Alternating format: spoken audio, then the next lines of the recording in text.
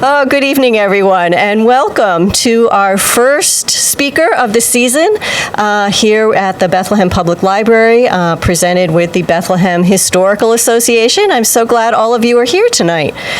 Our first order of business is to thank the library for partnering with the Historical to present the talks. We really appreciate the library and the staff assisting us.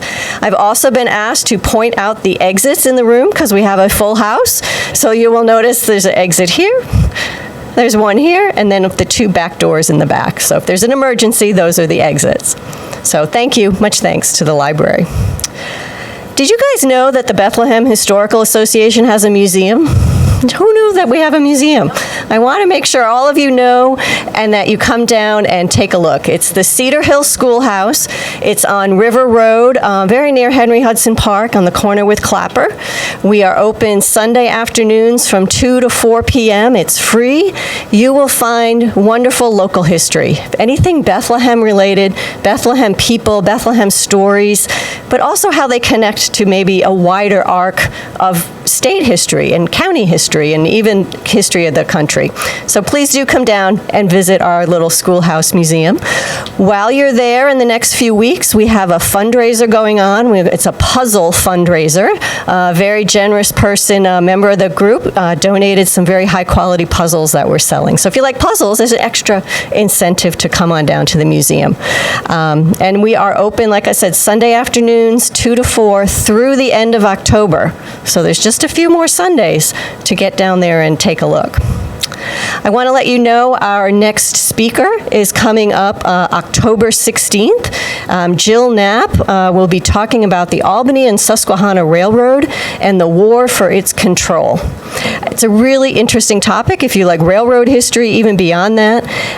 It started out as a corporate shareholder proxy war and ended up as an actual physical confrontation, a war on the railroad tracks out near Oneonta. So it's a really fascinating chapter of history. And just to get you a little oriented, the Albany-Susquehanna Railroad became the Delaware and Hudson Railroad, and it is the rail trail that goes right here through town. It's that same railroad system. So that is October 16th. Go ahead and pop online with the library and sign up for that. I think that's all my announcements for you this evening. I know we want to get to David Levine, our speaker tonight. I'm going to give you the formal introduction and then the informal introduction. So the formal. David Levine is a freelance writer and editor.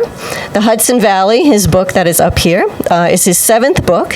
He is the author, co-author, or ghostwriter of 6 sports books, including Life on the Rim and The Land of Giants. He's a regular contributor to the Albany Times-Union.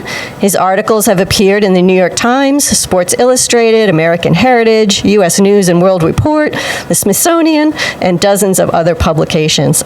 His work has been selected for 2 editions of the best sports stories, and he lives right here in Albany, New York.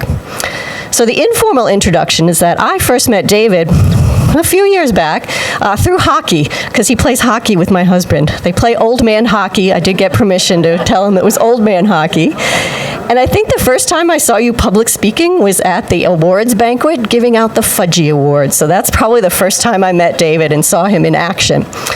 But you know, since then, I've come to know him. He's an excellent wordsmith and just a really interesting personality and human being. So I'm very pleased to introduce you to David Levine. He's got some great history to share with us tonight. So give it to you, David.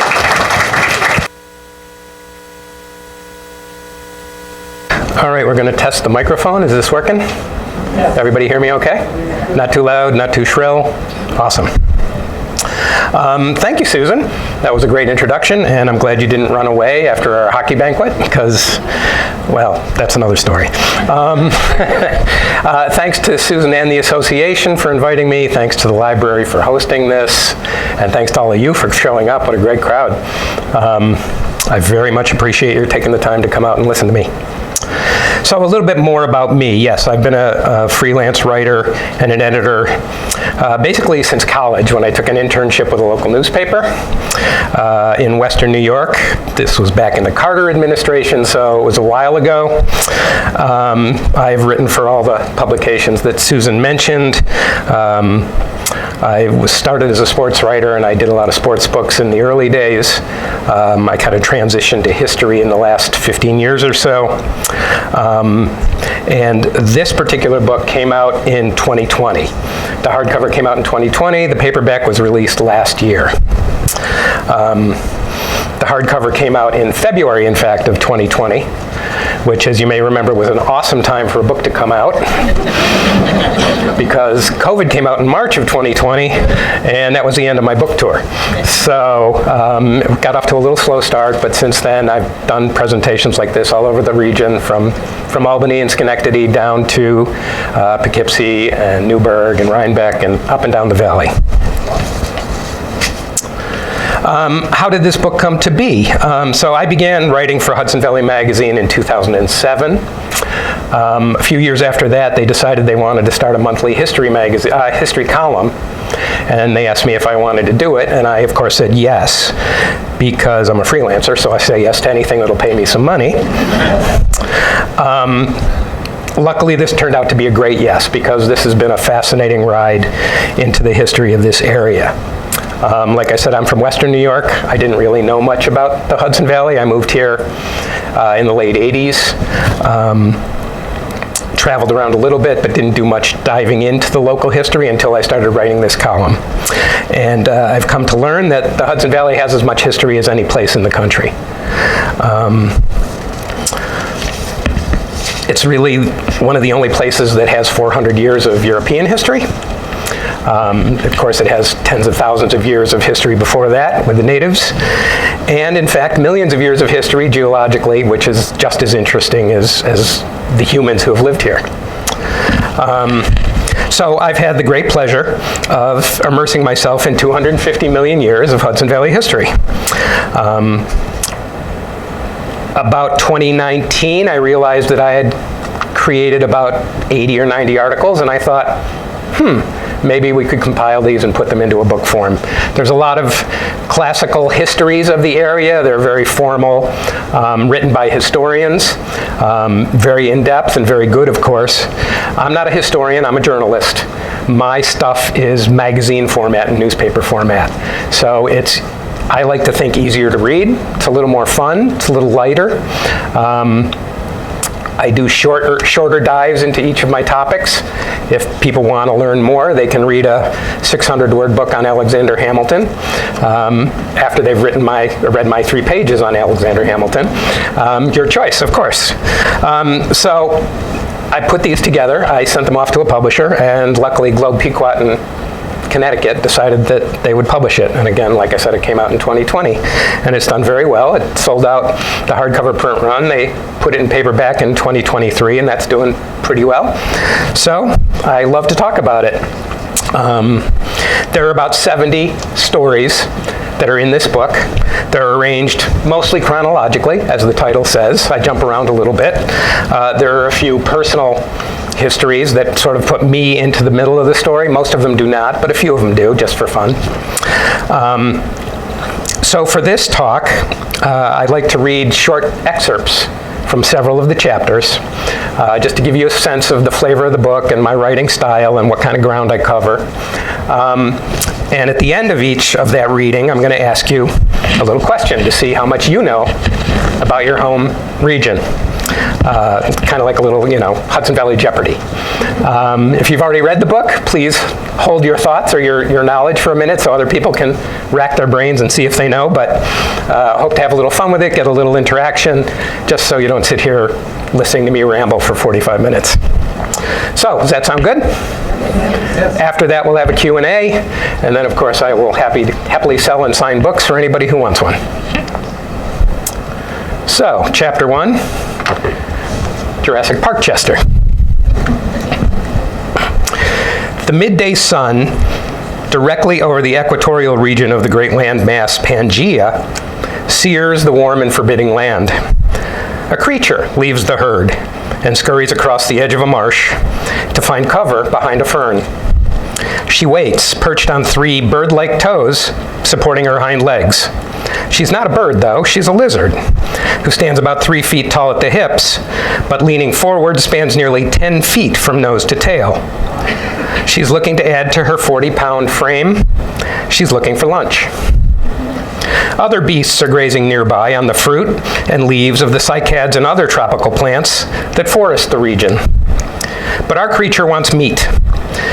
When a small furry animal, rodent-ish but not rodent, pops out of its nest, she snaps it up in her long, powerful jaws, crunches it easily, and speeds off gracefully to rejoin the herd, leaving behind nothing but footprints in that marshy mud, slowly drying under the deep sky. More than 200 million years later, those very footprints, or at least some like them, will be found thousands of miles in latitude and longitude away, in an unexpected place, in a world unfathomably different from that in which they were left. So, here's your first question. Does anybody know where those footprints were found?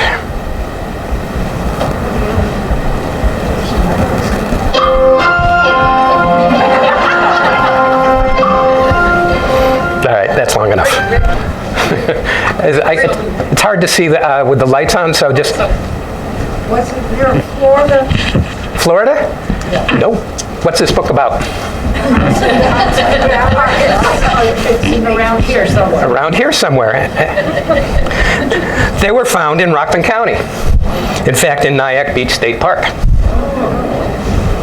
These tracks and the relatively few other clues left in our geologic neighborhood from the Mesozoic era tell us what the lower Hudson Valley was like during the age of the dinosaurs.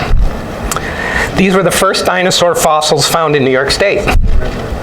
They were discovered in 1972 and printed in slabs of rock that now belong to the New York State Museum. If you've ever been to the museum, you've probably walked past them and seen them. These footprints belong to a type of lizard known as a grallitor. Our beast was probably called Coelophysis, a slender bipedal carnivore that lived throughout the east coast of what we call North America. It's also found in other parts of the world because back then there was no North America. There was no New York, no Hudson Valley, no Rockland County. There was only Pangea.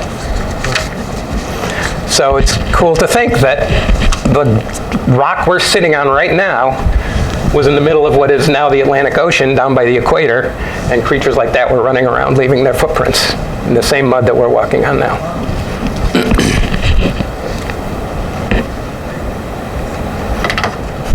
So as I said, these are just sort of short excerpts. Each chapter goes into more in-depth look into, for instance, what this area was like 200 million years ago, and then 100 million years ago, and then 50 million years ago. So we move up in time a little bit to ice capades. When you and I stand on the great lawn at the Vanderbilt Mansion in Hyde Park, we picture ourselves living the grand lifestyle of fin de siècle Hudson Valley aristocracy, of opulent balls and market-rigging business dealings, all held amid the stunning landscape of the river and mountains under Frederick Church skies. When Joanna and Robert Titus stand on the same lawn, they picture something a bit different. In their mind's eye, they are knee-deep in water, at the edge of a vast lake that stretches from the middle of the eastern Hudson Valley counties to the middle of the western counties, and from somewhere near Glens Falls all the way down to the Atlantic Ocean, which was about 100 miles farther out than it is right now. Far to the north, a glacier thousands of feet high that once covered the continent from the middle of Long Island, west through Cleveland and Chicago and Omaha to the Dakotas and Montana and the Great Northwest, is in the process of melting its way back to the Arctic. The Tituses you see are standing at the Vanderbilt Mansion circa 15,000 years BP, the geological term for before present. They recently published a book called The Hudson Valley in the Ice Age, which is part popular science, part travelogue, and the rare science book that is both challenging and entertaining. Readers learn about arcane geological formations like moraines, alluvial fans, and rock drumlins. Better yet, they learn where to find the remnants of these formations through first-person hikes and drive-bys at dozens of easily accessible spots up and down the valley. Consider them postcards from the Ice Age. I asked the Tituses to pick a handful of their favorite spots to get interested parties started on their own geological time travel. And once you do, our beautiful valley will never look quite the same to you.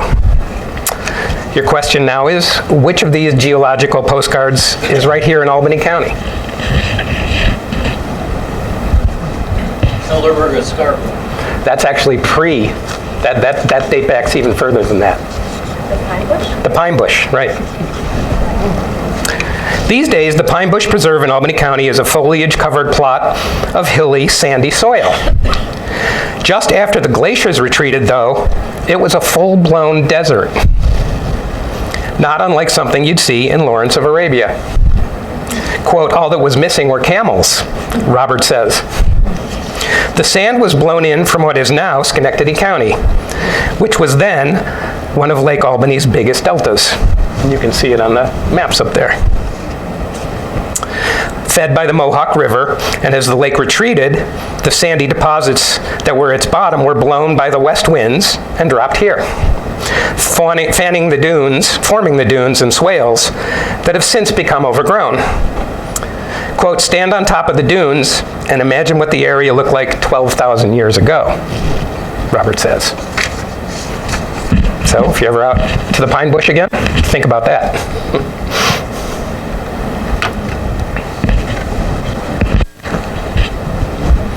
A great people traveled from the north and west. For years, they moved across the land, leaving settlements in rich river valleys as others moved on.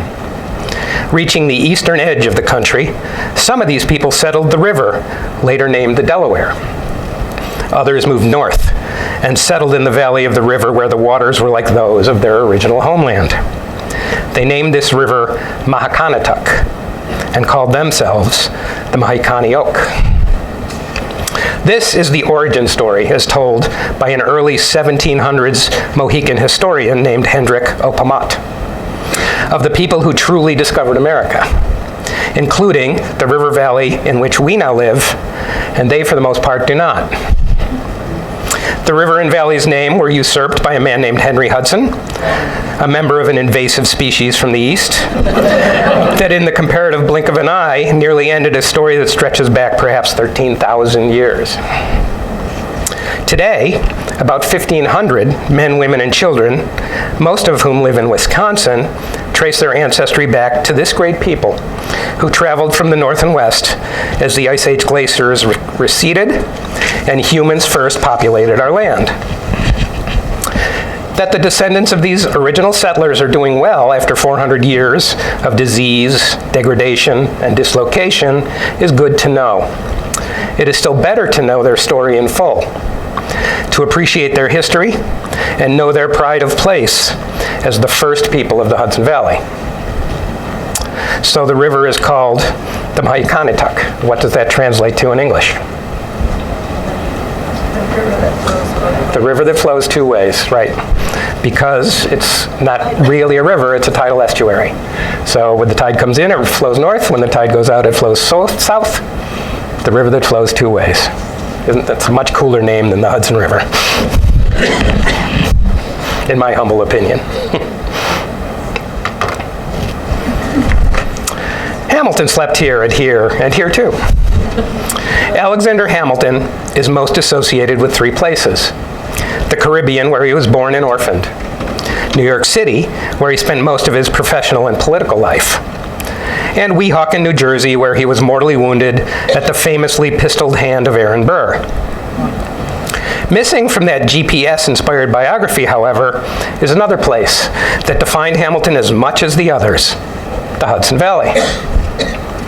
From White Plains, where he fought alongside George Washington, to Albany, where he was wed and his children were baptized, to numerous spots in between, Hamilton spent a great deal of time all over the valley.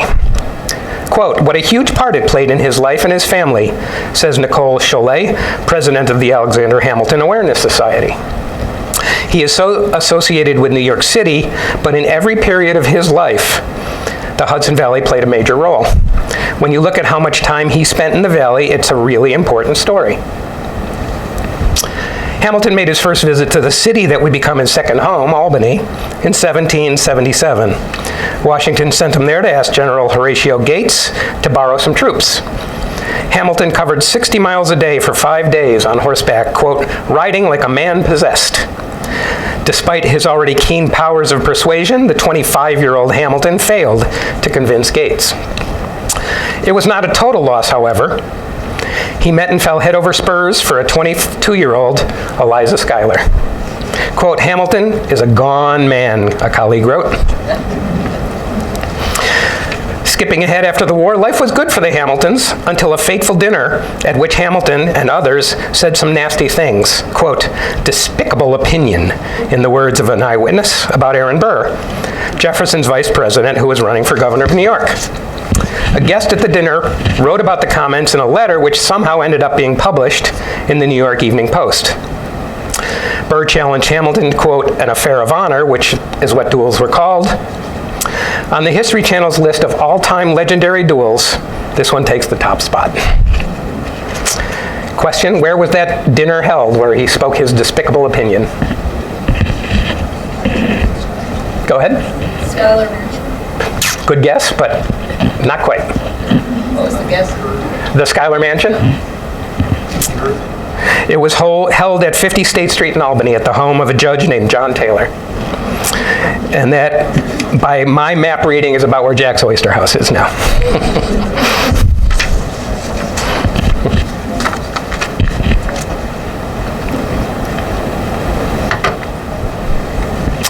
The Oblong. There aren't many Quakers in Quaker Hill anymore. But in the 18th century, this hamlet in the town of Pauling was one of the most thriving Quaker communities in the country. It would be romantic to think that the early settlers came to this area because of some great spiritual awakening or metaphysical yearning. But what drew them here was far more prosaic: real estate. It's still a pretty good story, though.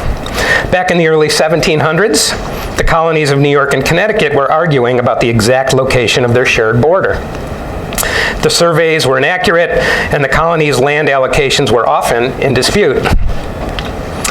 The issue was finally settled in 1731. New York was awarded an amount of land 2 miles wide by 60 miles long, running along its eastern edge all the way up to Massachusetts. This patch of land was called the Oblong, which is a much cooler word than rectangle, but basically the same thing. The Oblong was unsettled wilderness. It was special because no one owned it. It was wild. It was not included in any of the original Dutch patents, and therefore, it immediately became the first New World land in a long time to go on the open market. One of the first to get in on the action was a surveyor named Nathan Birdsall, a Quaker who visited the area in 1728. Quote, at the time, the road ended at Danbury, so he had to cut through the forest to find it, says Robert Riley, the Pauling historian. When the land became available for purchase, Birdsall sent word to other Quaker communities in Long Island, Rhode Island, and Massachusetts, and a few hardy souls bought 500-acre plots around what they quickly christened Quaker Hill. Quote, it was kind of a land rush, says Riley. So if New York got the Oblong, that long strip of land along the Connecticut border, what did Connecticut get in return?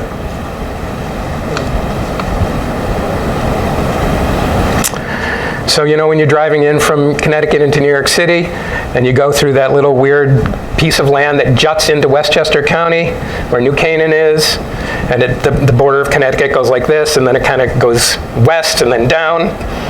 That's what they got. That's why the border of Connecticut isn't a straight line.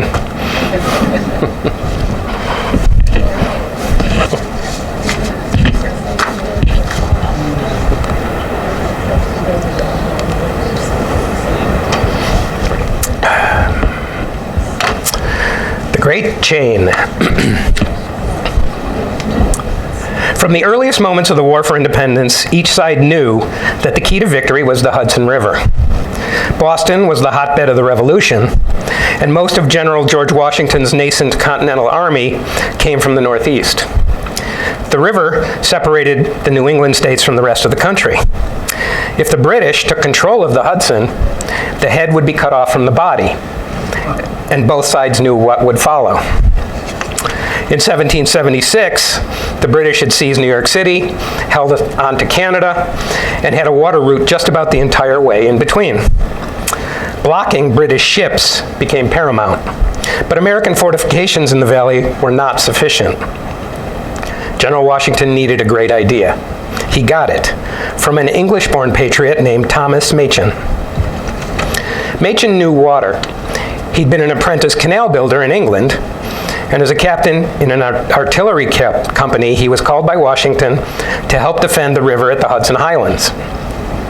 The river was narrow there, and since ancient times, armies had placed sharpened logs, scuttled ships, and other debris in the narrows to block passage. But here the river was too deep. Machin had his aha moment.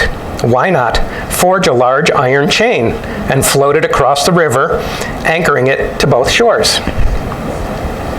The British deemed the Great Chain so critical to victory that they were willing to pay a malcontent American general to deliver the plans to West Point so they could circumvent it. Here's your easiest question of the day. Who was that general? Benedict Arnold. Benedict Arnold. That's right. It's interesting to know that the reason they wanted the plans to West Point was not so much for West Point, which was very much not what it is now. It was not much of a fort at all. But it was in the highlands to protect the chain in the river. If they could take out the fort, they could take down the chain, and then they could sail all the way up and down the river. So that's why they paid Benedict Arnold to get in. Speaking of Arnold, Benedict Arnold has been described as romantic, adventurous, proud, sensitive, impulsive, brave, strong, handsome, good, and evil. When the Revolutionary War broke out in 1775, he was instrumental in two early triumphs, the capture of Fort Ticonderoga and the attack on Quebec. But he also earned the enmity of others, including those in Congress, for his disputatious nature and his constant need for power, recognition, fame, and compensation. One of his rivals, in fact, posted a handbill that read, quote, "Money is this man's God, and to get enough of it, he would sacrifice his country." Arnold became a hero of the two battles of Saratoga, but was shot in the leg and severely wounded. He later said he would have been better off had he been hit in the chest. Quote, "If that ball had hit his heart instead of his leg, he would have gone down as a great patriot leader like Ethan Allen or Nathan Hale," said West Point Command historian Sherman Fleek. But he didn't, but it didn't, and he didn't. There are many memorials to Benedict Arnold, but sometimes you have to use your imagination to see them. Like Voldemort, Benedict Arnold was for a long time he who shall not be named. On the Saratoga battlefield within Saratoga National Park, you'll find the Boot Museum, the Boot Monument, depicting an injured leg and inscribed in memory of the most brilliant soldier of the Continental Army who was desperately wounded on this spot, winning for his countrymen the decisive battle of the American Revolution and for himself the rank of Major General, but no name. And the Victory Monument at the Saratoga Park has 4 niches, 3 of which are occupied by statues of Generals Gates, Schuyler, and Morgan. The 4th niche is empty. Guess who? On the grounds of the United States Military Academy at West Point, in the old cadet chapel, built in 1836, there are prominent plaques commemorating all the major generals by name who served in the Revolution. One plaque, however, is tucked away by itself up high near the balcony in the back. It says only, Major General, born 1740. Guess who? Quote, "The builders couldn't deny the fact that there was another guy, but his name was so odious they couldn't recognize it," says historian Fleek. What happened to Benedict Arnold after the war? We all know he went to England. That's right. After the failed West Point affair, Arnold served in the British Army the remainder of the war. Following the war, he and his family moved between England and Canada, where he made more money and more enemies. Historians have called his life after the war one of, quote, controversy, resentment, and legal entanglements. And he even fought a bloodless duel. In 1801, his health declined, possibly from his many serious leg injuries, and he died June 14th at the age of 60. He's buried in London.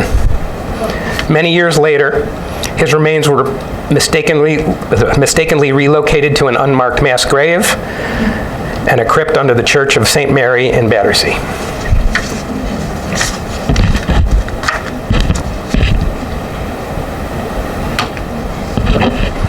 This is one of the coolest stories in the book, I think. Herman Melville called him Ishmael. As every English major knows, Ishmael joined a whaling crew, led by a certain deranged peg-leg captain, and set sail out of Nantucket in search of a very large, very white Leviathan. What most English majors and Hudson Valley residents don't know is that Melville just as readily could have penned the Pequod's launching its doomed voyage out of Poughkeepsie or Newburgh, or most plausibly, another Hudson Valley city. Which one? Hudson.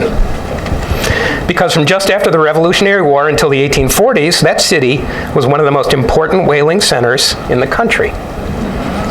Well, blow me down. Who knew? The Hudson Valley's whaling heritage is fascinating. In fact, without it, the city of Hudson might not exist at all. Here's the question. What was the town called before its name was changed to Hudson? And there's no reason you should know this, so don't feel bad. It was called Claverack Landing. It was a farm community of about 10 families. Whaling, one of the largest and most important industries in the 19th century, was the furthest thing from the community's mind. So was the ocean, which was more than 100 miles away. So if you don't know the history of whaling in the Hudson Valley, it's really a fascinating story. Because who would think that you would send a ship out from Poughkeepsie to go catch whales? But they did for almost 60 years.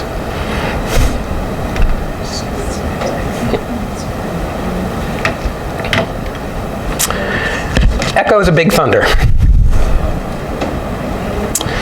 On July 4th, 1776, a small but steadfast group of North American rebels banded together, vowed to fight for their freedom and independence, and led an unlikely but ultimately successful escape from the shackles of Old World European domination.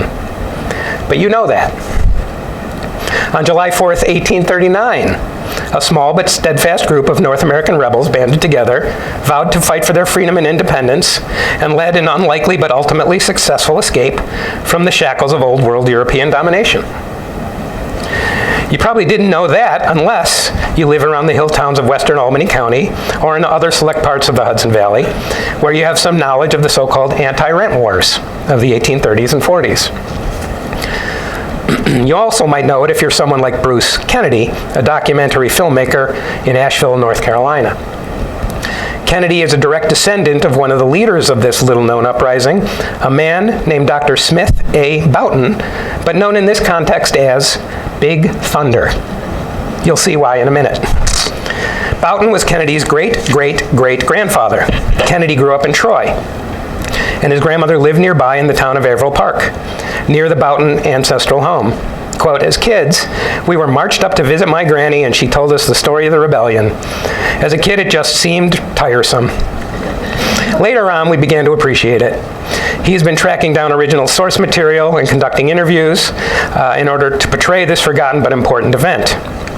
Doing this story, he says, has become an obligation to honor the people who conducted this rebellion, he says, including his ancestor, Big Thunder. So, why Big Thunder? Excuse me?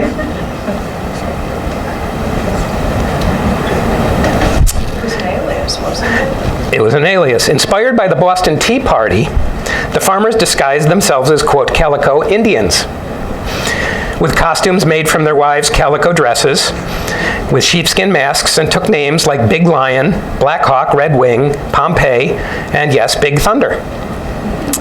They would sound tin dinner horns, and the, quote, Indians would gather to disrupt property sales, resist evictions, tar and feather opponents, and cause other acts of civic mayhem.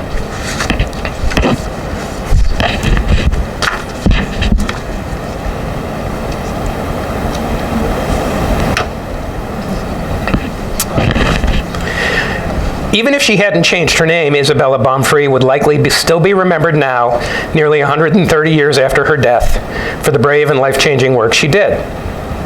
But Baumfree did change her name, wonderfully so, and it has permanently cemented her in the pantheon of American historical figures. Indeed, today's best marketing and branding experts could not improve on the moniker she chose, Sojourner Truth. Even those who aren't quite sure what she did can tell by that name what she stood for. And yet many of those who are able to describe her self-chosen mission to travel up and down the land speaking truth to power may not know that she began her travels in the Hudson Valley, where she lived the first 30 years of her life. Anybody know where that is?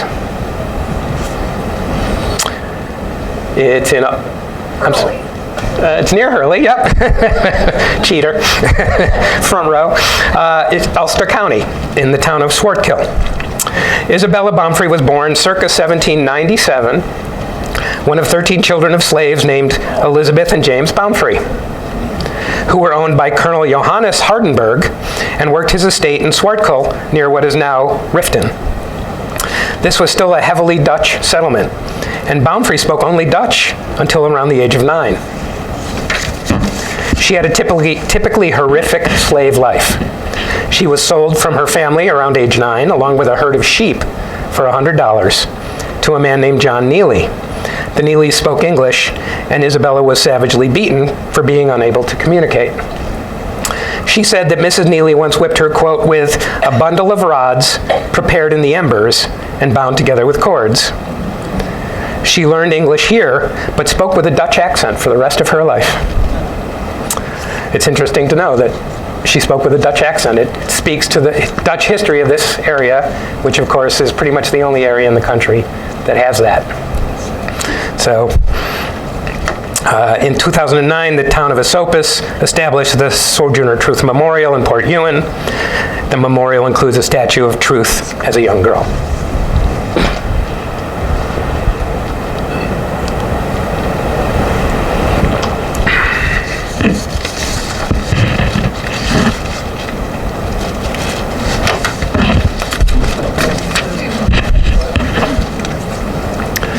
Legs Diamond, it was said, never met a friend he didn't double-cross. Even by the dubious standards of Depression-era gangsters, he was no good. His enemies pumped so much lead into him that Dutch Schultz once asked one of his own henchmen, "Ain't there nobody can shoot this guy so he don't bounce back?"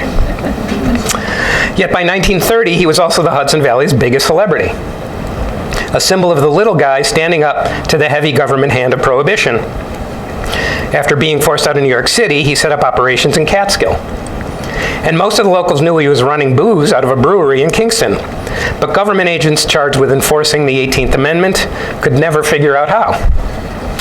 Raids in the early summer of 1931 finally uncovered the subterranean secret to his operation and led to the beginning of the end for Legs Diamond.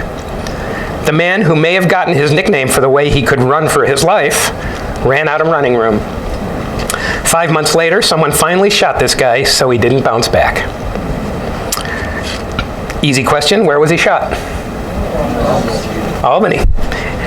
Dove Street, 67 Dove Street, which, as most of us know, was owned by William Kennedy for a long time, where he wrote some of his book on Legs Diamond. Extra credit, who shot Legs Diamond? If you think you know, you're wrong, because nobody knows. It's theorized that the Albany cops did it under the direction of Dan O'Connell. It could have been another gangster. It could have been a jealous husband of one of his many mistresses, but it's never been proven who did it.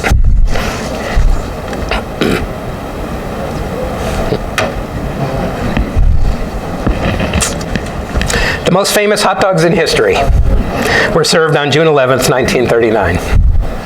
They were served at a picnic hosted by a well-known Hyde Park family, the Roosevelts. Guests included a well-known British family, the Windsors. The Windsors had never before sampled hot dogs and found them at first confounding. "How do you eat this?" Mrs. Windsor whispered to her host. She decided to use a knife and fork, ignoring Mr. Roosevelt's culinary advice to use her hands. Her husband, however, consumed his the American way. The Windsors, by all accounts, enjoyed the tubular treats, and that is how these became the most famous hot dogs in history. These hot dogs, you see, helped save the Western world from the Nazis. The hosts, of course, were better known as the President and First Lady of the United States, Franklin and Eleanor Roosevelt. The guests were more commonly referred to as King George VI and Queen Elizabeth. The picnic and the events surrounding it were historic in a number of ways. This was the first time a reigning British monarch had ever set foot on U.S. soil, even during colonial times. It came at a time when Europe was at the brink of war, and these facts were not mere coincidence. At the time, U.S. government policy was isolationist. Relations with our cousins across the pond were at best cold and distant, but Britain needed our help. FDR wanted to provide that help, but needed to persuade the public, both that it was a good idea and that the Brits were worthy. Political genius that he was, FDR invited the royal couple to a picnic at his place. Now, this scene was portrayed in the movie Hyde Park on Hudson, which came out many years ago, which maybe some of you saw. Who played Franklin Delano Roosevelt in that movie? It's a while back, you might not remember, but it was none other than Bill Murray, which sounds ludicrous, but he was actually pretty good.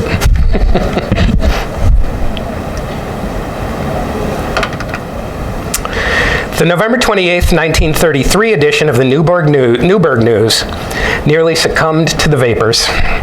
Quote, "The Ritz Theater, the most modern and luxurious in the Hudson Valley, will have its premiere tomorrow night at 7, it gushed. Behind that simple declarative statement lies this miracle. Eugene Levy, Newburgh Theater owner, recently bought the old George Cohan Theater on Broadway and converted that playhouse of a gaudier era into an institution where cinematic and variety productions of the highest standard can be presented with amazing skill and affording the fascinated beholder the ultimate in comfort and convenience." My word. But then that's what theaters meant to towns like Newburgh before television, never mind the internet or OMG smartphones. This particular theater actually had a more mundane start. It was built in 1883 as a factory, and for the next several decades it churned out such non-entertainment essentials as overalls, plumbing supplies, and cigars. In 1913, Newburgh businessman George Cohan opened Cohan's Opera House within the building, and as an ad in the Newburgh Daily Journal, yes, there were competing newspapers. What a time it was. It said, "The opening of Cohan's Opera House Monday night means so much to the citizens of Newburgh. Monday night we established a standard for vaudeville in Newburgh. We want to impress upon you the fact that the show for Monday night is the best for the money that can be produced. And our prices are no higher than the same class of show is obtaining in New York City. Our standards will never be lower. You have our personal word that you will always receive full measure for your money at Cohan's Opera House." Vaudevillians continued to trod the stage into 1926, when the East-West Theater Company took up residence and changed the name to the State Theater. Then in 1933, Eugene Levy, a local theater impresario with connections to the Paramount Theater in New York, bought, renovated, and renamed the theater, at which point it began its life as the Ritz. In the 30s and 40s, some of the biggest stars of the day put on the Ritz. Ella Fitzgerald, Louis Prima, Mary Martin, Peggy Lee, Woody Herman, Dick Powell, Bojangles, Bill Robinson, Eddie Duchin, Red Skelton, Xavier Cucut, the Ink Spots, even a relatively unknown young crooner called Frank Sinatra, who walked onto the Ritz stage with Tommy Dorsey's band in 1940, just before his national popularity exploded. And on December 17th, 1941, just 10 days after Pearl Harbor, a B-movie actress made her stage debut, joined by her husband. Anybody know who that was?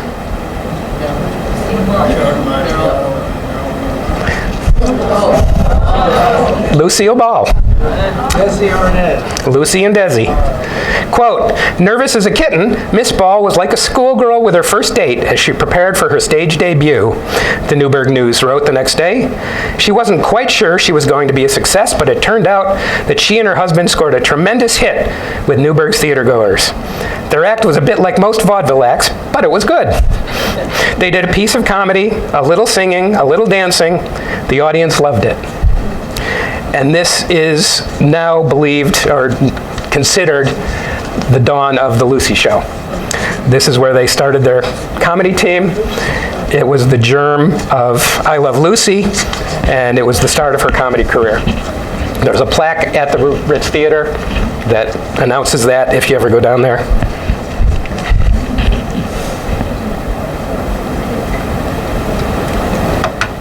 New York's Main Street.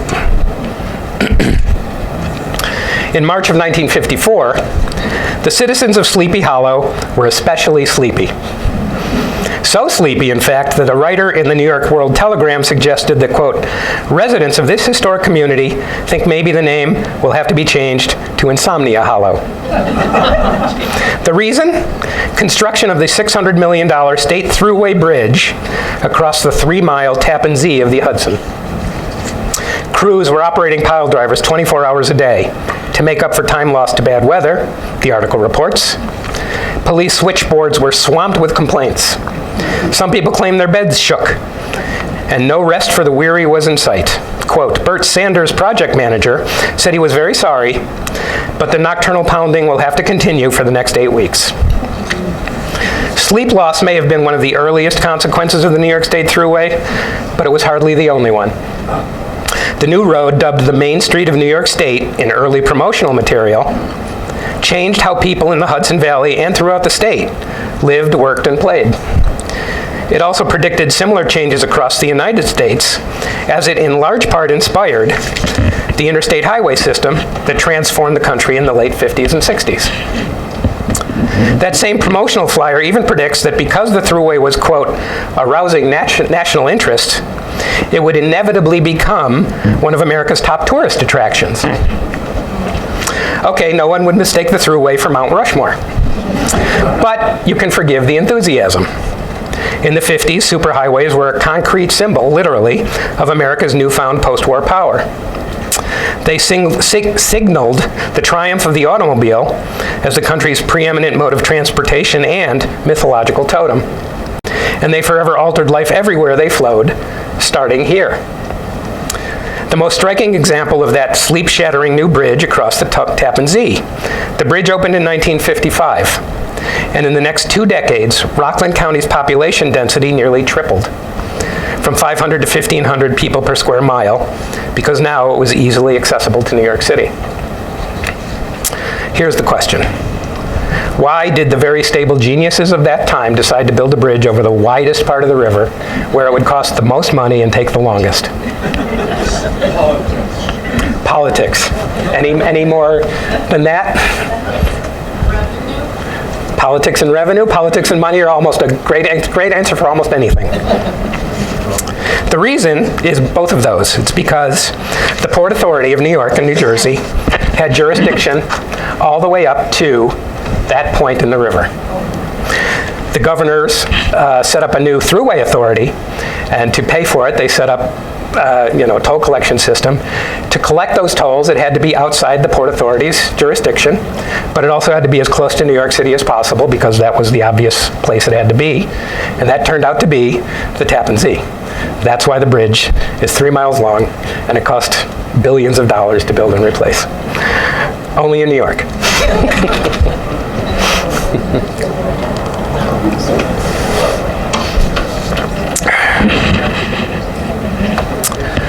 All right. Now this is my favorite story. This is dedicated to John and Susan. America was once a nation of brewers. According to an article in The New Yorker, there were about 4,000 regional breweries in 1873. Then came Prohibition, which killed off most local brewers nationwide. The rest were snuffed out by the rise of mass production following Prohibition's repeal. That also put our native beer's variety, freshness, and flavor on the verge of extinction. By 1965, there was only one craft brewer left standing, Anchor Brewing in San Francisco. Then in the 1980s, the brewery laws changed. Thanks to these changing laws and changing palates, there are now more than 1,500 breweries nationwide, the highest number in a century. And this was written years ago, so it's much more than that. There are now some tax benefits to owning a small brewery in New York, and that's when the craft brew boom really got going. As defined by the Brewers Association, a craft brewery produces less than 2 million barrels a year. A barrel contains 2 kegs, if you remember your college frat days. A microbrewery produces less than 15,000 barrels. A brew pub serves at least a quarter of its beer in-house, and Hudson Valley brewers are at the small end of microbrewing. Quote, "What we brew in a year, the big breweries spill in a day," says Brown's co-owner Kelly Brown.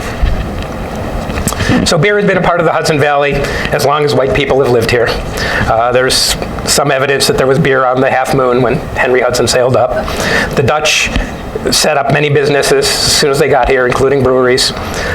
Brewing was a respectable and profitable business throughout the Hudson Valley up until Prohibition. In fact, one brewer used his fortune to found one of the Valley's finest colleges.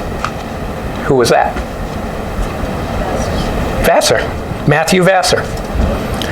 In 1799, his brother Thomas Vassar planted Dutchess County's first ever acre of barley, and in 1801 he began the family's American brewing concern. Matthew Vassar went on to buy a stake in a successful cloth cutting machine, invest in real estate, help incorporate Poughkeepsie Savings Bank, became president of the Hudson River Railroad, dabbled in the whaling industry. He even developed an aqueduct, selfishly to bring water to his brewery, which continued to thrive. How are we doing for time? Okay, I'll do one last story, and then we can open it up to questions. So I said a few of these stories are personal essays. The rest are history articles that I research by talking to historians and association people, the experts who know more about this stuff than I do. This is a story about me. It's called Wuthering Heights. That's not a typo. I didn't used to be a wuss. And I'm not sure exactly when I became a wuss. But now a wuss is what I am. And my wussiness reared its wussy head about 50 yards into my family's initial foray on the walkway over the Hudson.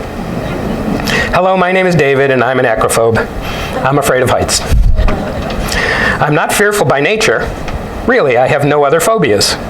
I'll eat about anything, go about anywhere. Snakes, no problem. Bugs, don't love them, but happy to kill spiders when my wife asks. Germs? Please, I play hockey. Have you ever been in a hockey locker room? Oops. Nope.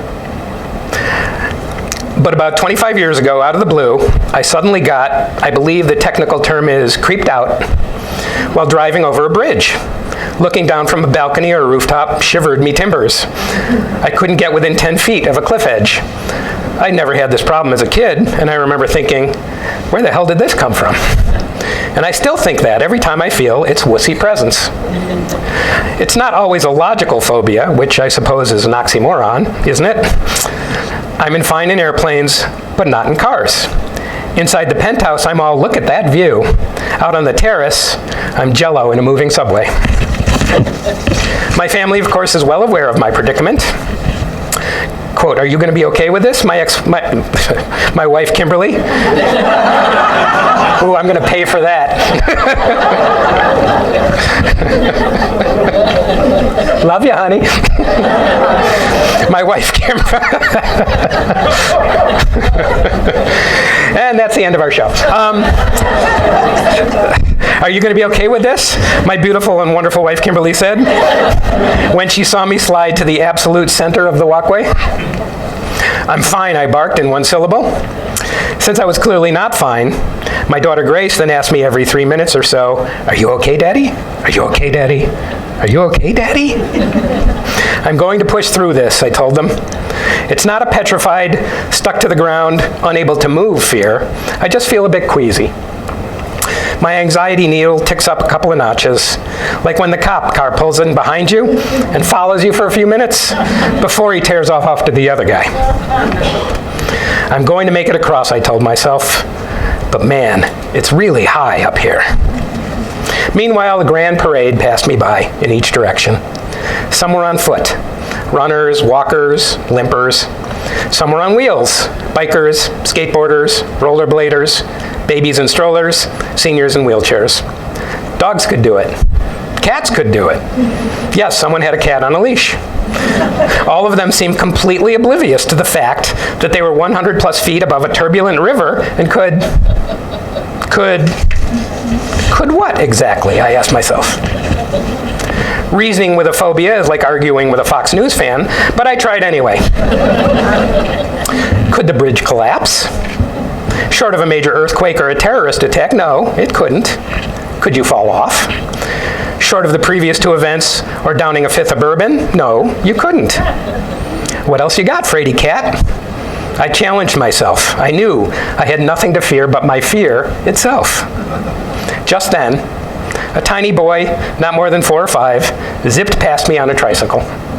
His head was down, his legs were pumping furiously. He was having the kind of pure fun only a tyke on a trike can have. And he was 100 plus feet above a turbulent river. I said, "What else you got, wuss?" I got nothing. So I made it to the other side of the river and walked back with my family.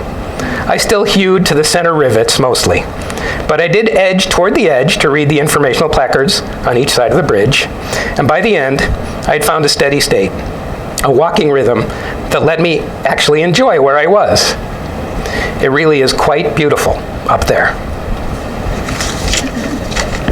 And that's the end.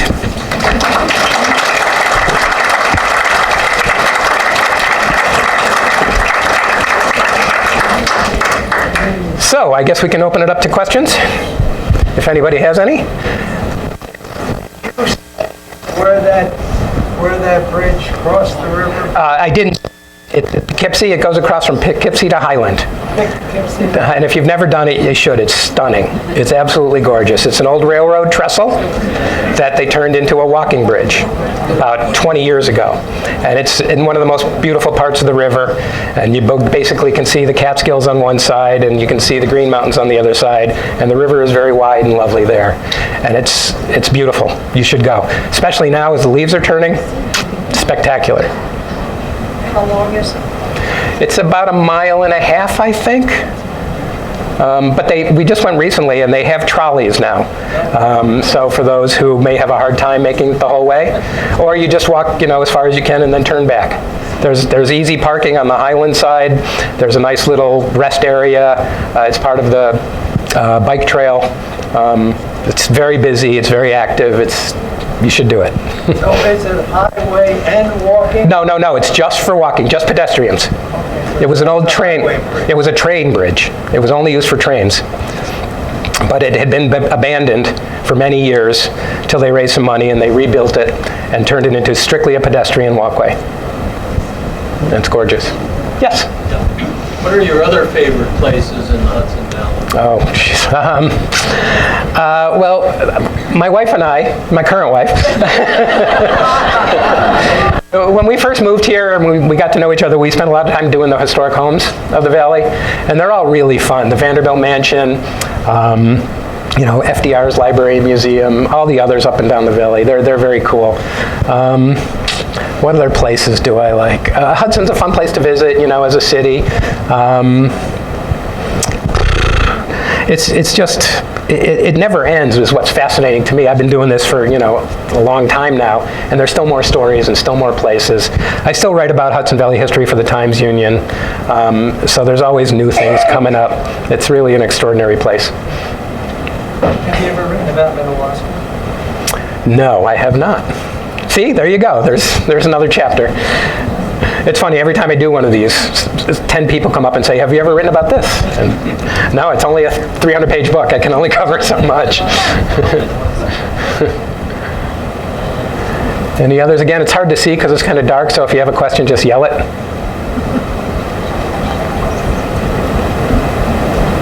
Oh, If not, then thank you all for coming out. The book is here for sale. I'll be happy to sign it for anyone who wants it. The hardcover is $27. The paperback is $20. We can take cash, check, or Venmo. Sorry, no credit cards. And I'll be happy to hang around and just chat with you more if you'd like. We'll be here for a bit. So again, thanks very much.